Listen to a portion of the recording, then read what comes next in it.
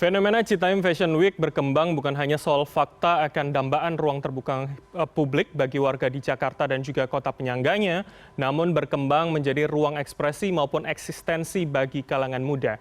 Meningkatnya popularitas sudut Sudirman ini ternyata juga diikuti oleh sejumlah potensi masalah sosial lain, mulai dari soal kebersihan, ketertiban hingga kenyamanan berkendara bagi transportasi yang melintas, dan bagaimana tetap menjaga kondusivitas kawasan Duku Atas tanpa mengganggu ruang ekspresi di salah satu ruang terbuka Jakarta ini. Seberapa perlu kita juga mendorong agar tak hanya Duku Atas saja, namun juga ruang terbuka lainnya bisa menjadi tempat yang layak bagi masyarakat. Kita akan membahasnya dari perspektif tata ruang bersama peneliti Pusat Studi Perkotaan Nirwono Yoga. Halo, selamat malam Pak Nirwono, apa kabar?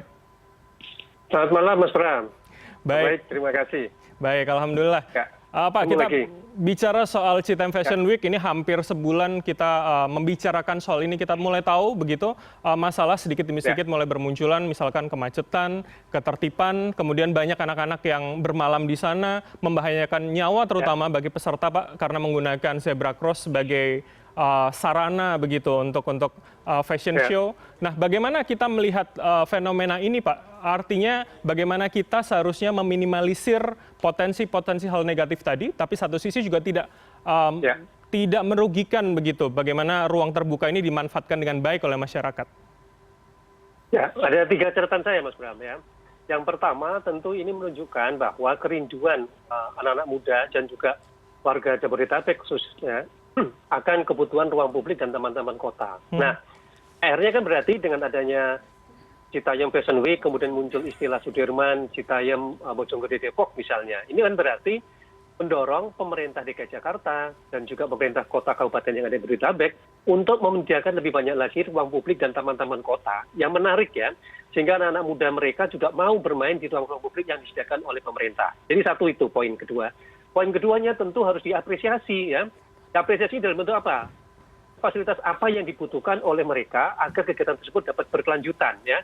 Rencana yang matang, pembiayaan kegiatan tersebut misalnya ya, bahkan juga tentu tadi dukungan-dukungan seperti keamanan, keselamatan dan juga tentu menjaga kebersihan lingkungan. Nah, di situ kan Pemda bisa membuat aturan apa yang boleh dan apa yang tidak, jam berapa buka, jam berapa harus pulang misalnya. Terus yang tidak kalah penting, program-program ini harusnya dapat menginspirasi daerah-daerah di Bodetabek tadi untuk menyelenggarakan kegiatan serupa atau kegiatan yang lain yang positif tentunya di ruang publik maupun taman-taman kota. Nah, ini PR-nya yang harus segera dilakukan ya.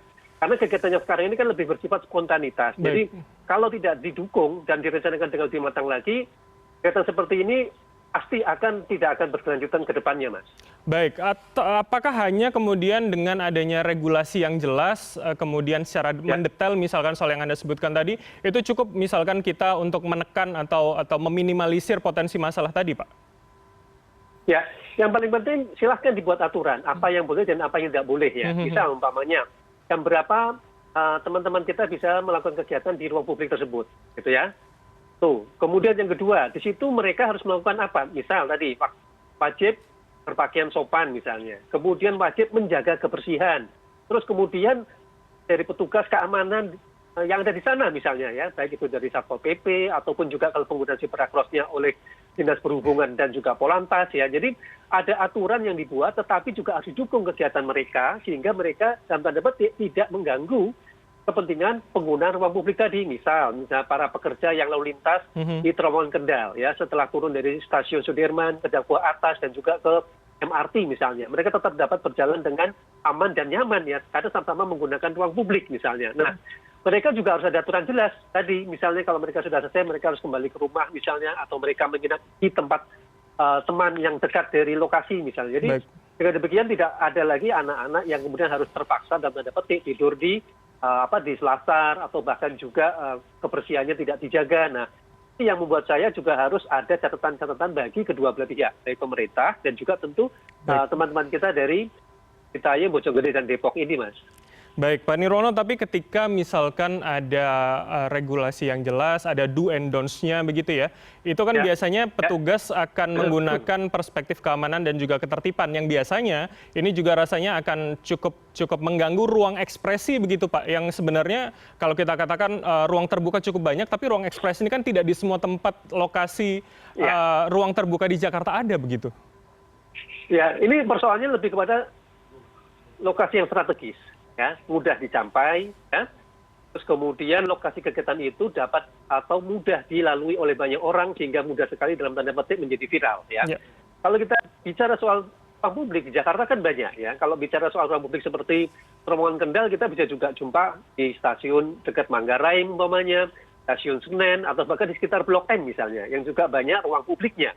Persoalannya kan itu tidak selalu banyak dilintasi oleh para penumpang kereta api, tidak banyak dilalui oleh warga kota misalnya, dan tidak dekat dengan pusat kota. Nah, hal-hal ini yang kemudian menjadi pertimbangan buat teman-teman tadi dengan biaya yang murah, kemudian mudah dicapai, tapi dalam tanda petik sangat strategis membuat mereka memilih lokasi stasiun di dekat Sudirman tadi, yaitu di terowongan Kendal, yang menjadi lokasi mereka untuk beraktivitas.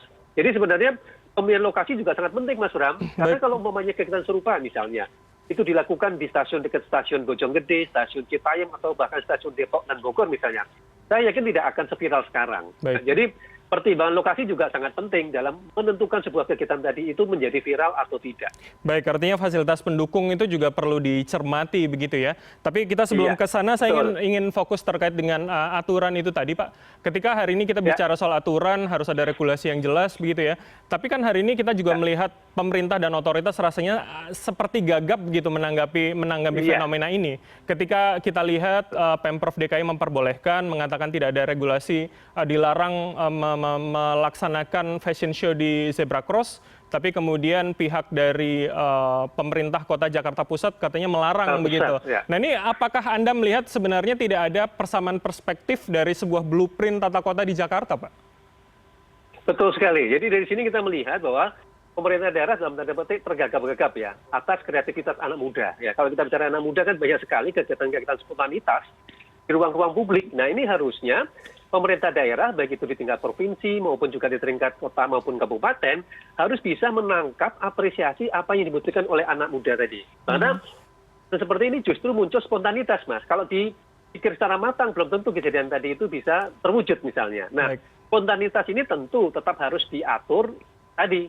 Tetap ya, artinya karena di ruang publik tentu ada aturan-aturan ruang publik yang boleh dilakukan, yang tidak boleh dilakukan, terus kemudian jam waktunya, dan juga tentu bicara soal kebersihan, keamanan, keselamatan, dan kenyamanan bagi semua orang yang menggunakan ruang publik itu juga harus dipatuhi bersama. Nah, kegiatan-kegiatan seperti ini tentu menurut saya harusnya diapresiasi. Nah, oleh karena itu, kemudian yang jadi catatan adalah balik sekarang, Mas. Apa yang dibutuhkan oleh anak-anak muda tadi dalam berekspresi tadi dengan tetap mengikuti aturan yang berlaku, sementara pemerintah daerah apa yang mesti mereka lakukan supaya kita seperti ini justru berkelanjutan. Karena menurut saya ini justru aset ya. Kita bisa menjadikan semacam destinasi wisata yang menarik buat anak muda, bahkan juga menjadi trend center bagi kota-kota di Indonesia misalnya ya.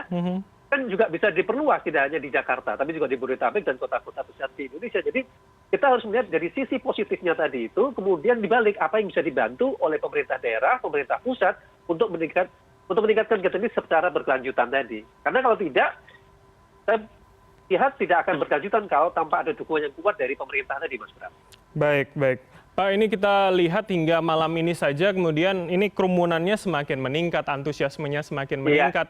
Apakah dengan tingkat yang sebenarnya sudah cukup cukup jauh dan cukup jauh dari kemudian sebelumnya begitu ya? Apakah rasanya pemerintah cukup terlambat begitu Pak menanggapi dengan mengeluarkan aturan-aturan terkait dengan kerumunan ini? Seperti apa Anda melihat? Ya, ini yang menurut saya harus lebih dibaca dibalik ya. Baca dibalik itu maksudnya begini.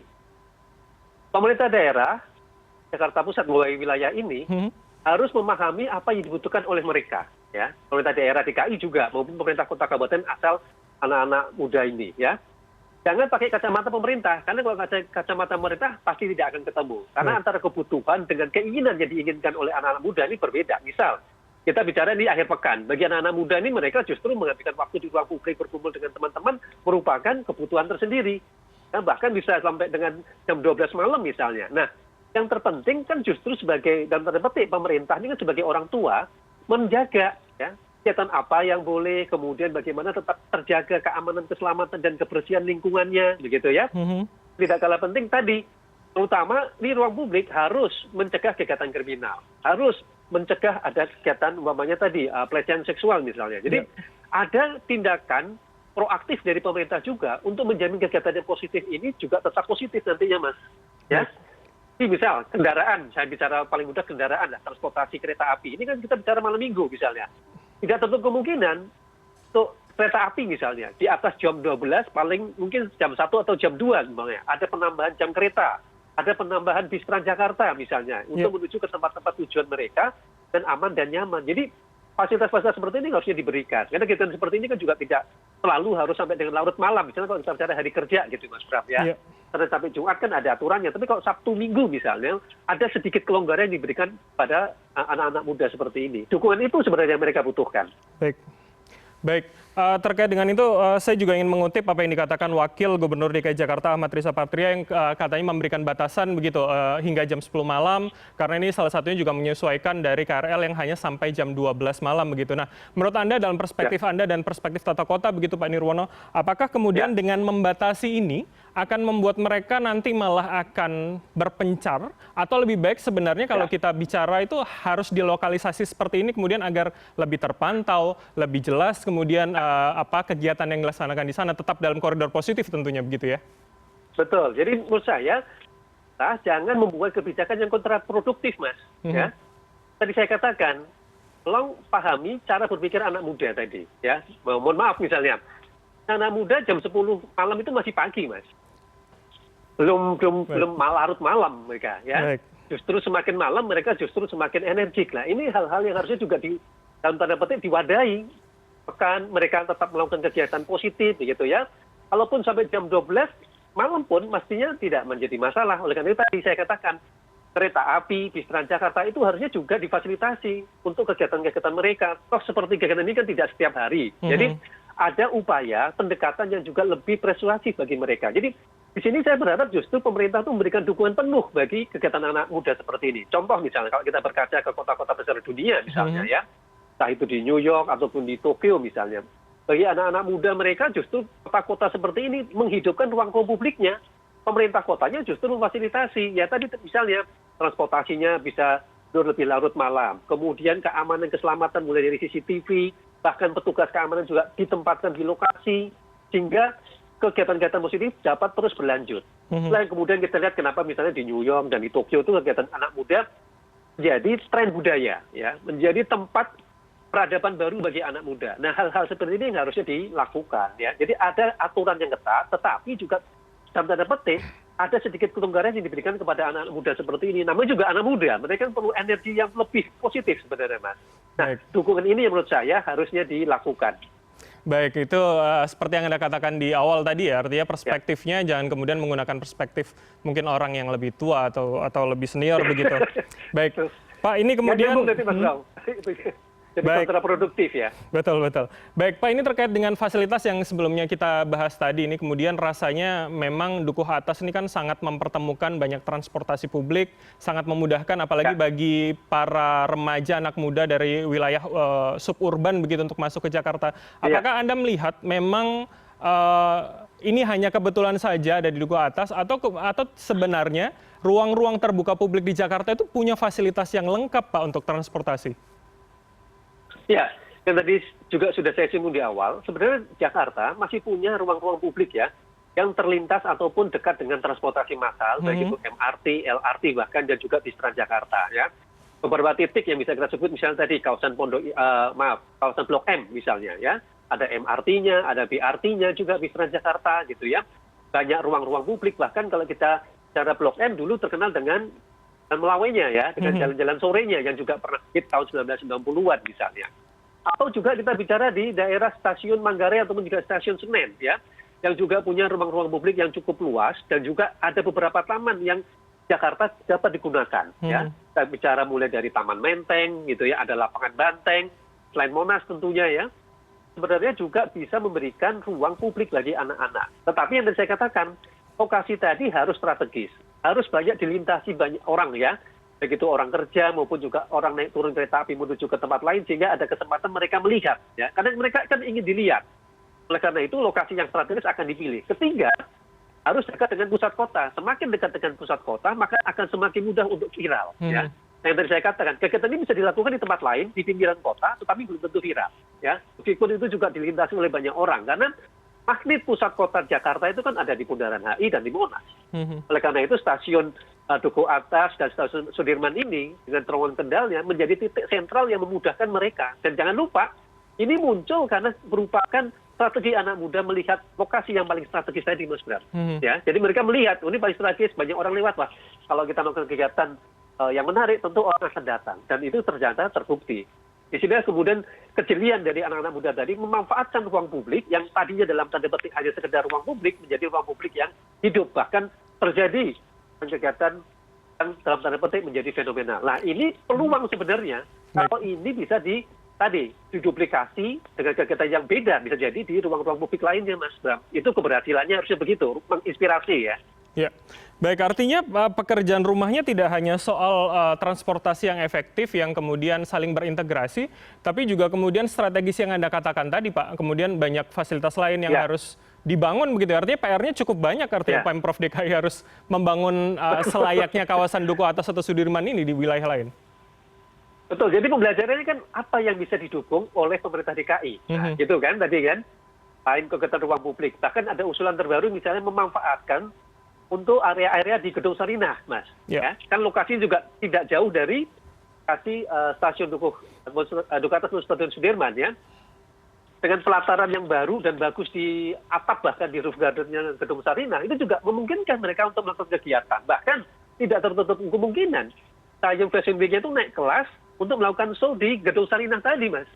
Jadi ini justru dukungan positif sekali ya dari mereka, dari dalam tanda petik ruang publik jalanan, kemudian masuk ke ruang gedung-gedung Sarinah yang mewah gitu ya, pusat kota gitu ya, artinya kan ada naik kelas. Nah, model-model seperti ini yang bisa kita dorong. Dan tidak hanya di gedung Sarinah, banyak gedung-gedung di Jakarta yang juga melakukan kegiatan fashion misalnya ya, seperti di Pacific Place, di Senayan City misalnya. Nah, ruang-ruang ini juga menjadi ruang publik bagi mereka untuk berekspresi. Jadi ada peningkatan juga dalam kegiatan mereka. Yang menarik itu sebenarnya bisa dilakukan sekali. Baik, baik. Ini Anda sudah menyebutkan ada Sarinah, kemudian ada kawasan Senayan, begitu yang bisa menjadi alternatif lain. Ini kemudian ada informasi juga para pegiat Citayam Fashion Week ini beberapa katanya akan pindah ke daerah PIK, Pak. Nah, kalau kita melihat dari fakta ini begitu ya, apakah seharusnya pemerintah memang hanya menunggu saja fenomena-fenomena ini terjadi secara sporadis satu persatu, secara alami begitu, atau jangan-jangan seharusnya pemerintah punya PR juga mendorong, meyakinkan masyarakat bahwa ruang terbuka lain ini selayak yang ada di Duku Atas, Pak? Ya, betul sekali Mas Bram. Jadi pelajaran dari Citayam Fashion Week harusnya Pemprov DKI memperkenalkan atau mempromosikan ruang-ruang publik mana saja yang mudah dicapai, yang dapat digunakan oleh anak muda. Ya. Terbaru tentu di ada revitalisasi Ting misalnya ya, Taman Ismail Marzuki yang baru saja selesai di revitalisasi. Itu juga menyediakan ruang publik yang dapat digunakan oleh anak-anak muda. Terus kemudian beberapa taman selain Taman Eco Park misalnya kan, Taman Blok M yang sedang direvitalisasi juga. Jadi poin-poin titik lokasi yang sangat menarik dan terpenting tadi, mudah dijangkau oleh kendaraan umum dan juga banyak dilintasi orang, ini dapat dipromosikan oleh DKI Jakarta di seluruh wilayah. Ya, satu. Bagi pemerintah kota kabupaten, mereka juga dapat mempromosikan. Umpamanya tadi, Kabupaten Bogor di mana, di kota Bogor di mana, di kota Depok di mana, Bekasi juga, Tangerang juga. Jadi mereka justru harusnya melihat atau terinspirasi dari Citayam Fashion Week ini untuk mengembangkan ruang-ruang publiknya tadi lebih hidup, Mas Bram. Nah, itu PR-nya di situ. Nah, yang lebih menarik lagi tadi, bagaimana kita menginspirasi ya, tidak hanya menduplikasi ya, tapi terinspirasi dari Citayam Fashion Week tadi untuk melakukan kegiatan-kegiatan dalam tanda petik yang bisa bersama atau bisa berbeda di ruang-ruang publik lainnya, Mas. Baik. Misal, kita bisa berteater, bisa melakukan kegiatan seni musik, gitu ya, atau kegiatan positif lainnya di ruang publik yang bisa dilakukan oleh anak-anak muda.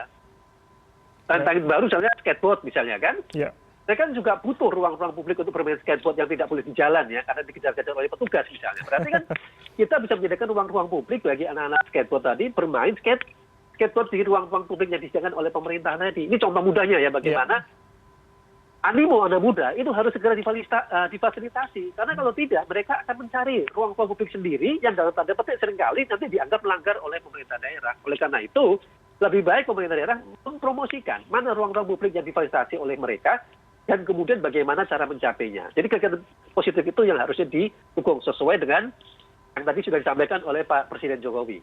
Baik, Pak Nirwono, terakhir begitu, bagaimana kemudian ketika kita misalkan berhasil memunculkan ruang publik yang lain, tapi ruang publik yang lama kemudian tidak mati begitu, Pak? Jangan-jangan hanya berpindah saja, bukan hanya di duku atas, tapi jangan-jangan nanti di PK atau saya takutkan di situ ya. Bagaimana itu?